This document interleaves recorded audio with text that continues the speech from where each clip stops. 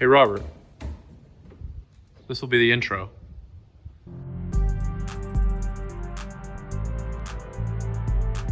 Long journey ahead of us.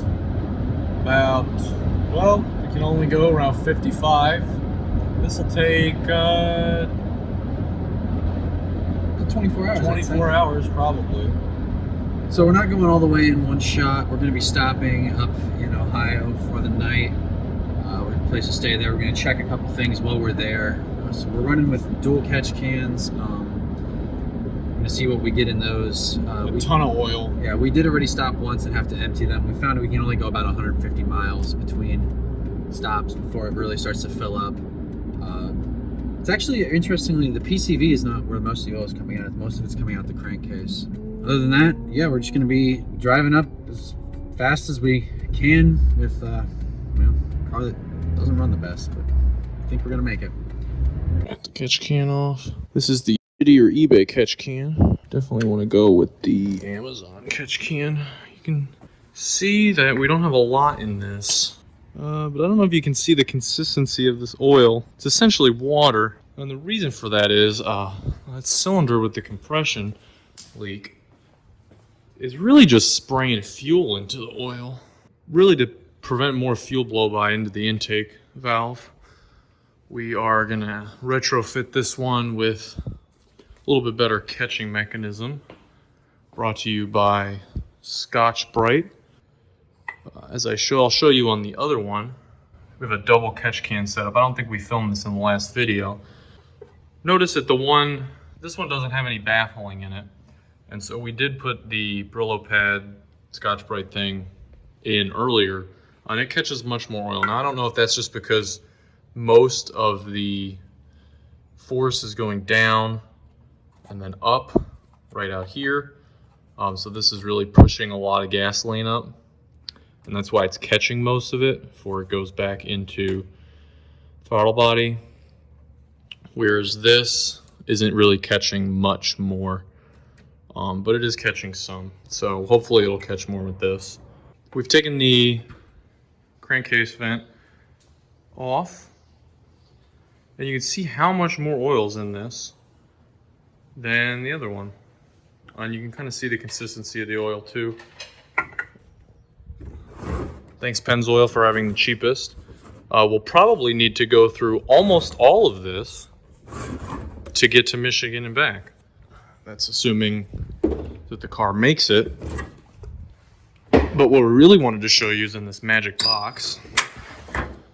We recovered almost a little over a half quart of oil gas mixture, and we used 3 quarts of new oil to get from Tampa to Columbus. So this is actually what's coming out of the oil pan right now.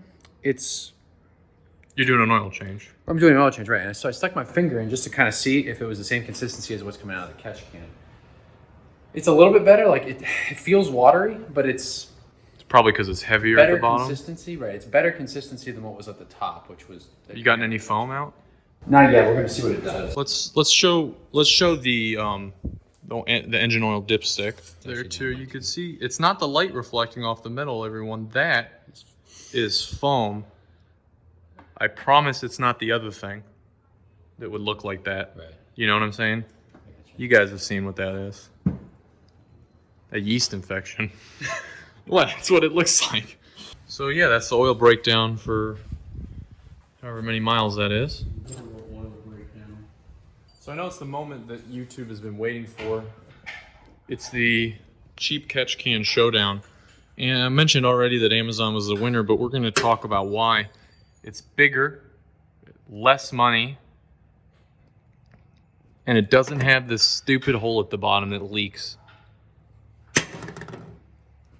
In a clear victory. So we've got a bit of a blow-by issue where we got oil just kind of blowing back.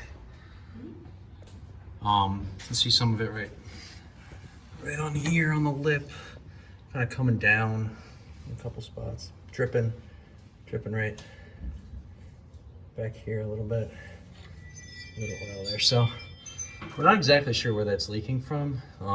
Kyle's theory is the oil filter. Yeah, we just unplugged the spark, and so last night we had the brilliant idea of unplugging the spark and the fuel for the fourth cylinder, and now the car runs like a champ. All right, guys. So we're down a cylinder fully now instead of just being partially down a cylinder, and I mean, it doesn't seem that bad. I mean, considering I can still go up some of these Ohio hills, you know, it's a nice decent plus. amount of power. Yeah, like somehow, I mean, even without one cylinder, it's not amazing. I've been having to go pretty hard, but like we're making it, so that's all that matters. The next time we see you, it'll be at the Gambler.